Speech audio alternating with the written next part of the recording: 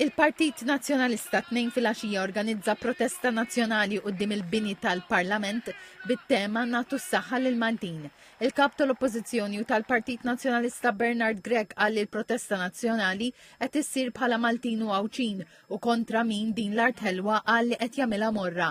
Fid-diskors tiegħu Dr. Grech qal li l-protesta qed issir kontra l-Prim Ministru l Speaker li qal għalihom din il-binja mhijiex l-ogħla istituzzjoni tal-pajjiż imma qal li hija l-banker biex ma jisimgħux lajta demokratika.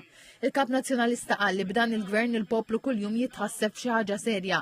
Hawnhekk semma l-kuntratt tal-Vitals Global Healthcare li qal mikul mill-korruzzjoni, ġurnalista maqtula, Electrogas, Pilatus, korruzzjoni fil-liċenzji ta' Transport Malta, racket ta' ċertifikati mediċi folots u l-Istazzjon Nazzjonali li qal ġi propaganda tal-gvern, kummissarju li qal immażrat u Ministru tal-Finanzi li nnegozja l-meta kien se jsir gvernatur tal-Bank Ċentrali. Il-kap tal-Oppożizzjoni qal li l-Prim Ministru attakka l-ġudikatura b'attentat biex jisħnu l-irjus u jintimida lill-maġistrati u l-imħalfin. Qal li l-attakk tiegħu fuq il-ġurnalisti u attakk fuq id-demokrazija u libertà tal-espressjoni.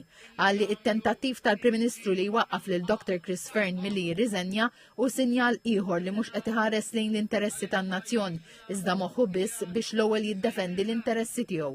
Dr. Grech qal li Dr. Abela jrid jattakka li tliet istituzzjonijiet li għatu vuċi lill-poplu, il-ġurnalisti, l-andament demokratiku tal-Parlament u l-ġudikatura għaliex qal li dawn jagħtu vuċi lill-poplu bla ħabi u bla biża'. Grech qal li għalkemm jixtieq hekk il-Prim Ministru mhux se jnexxielu għaliex qal li jrid l-ewwel jgħaddi minn fuq l-Oppożizzjoni u l-poplu Malti.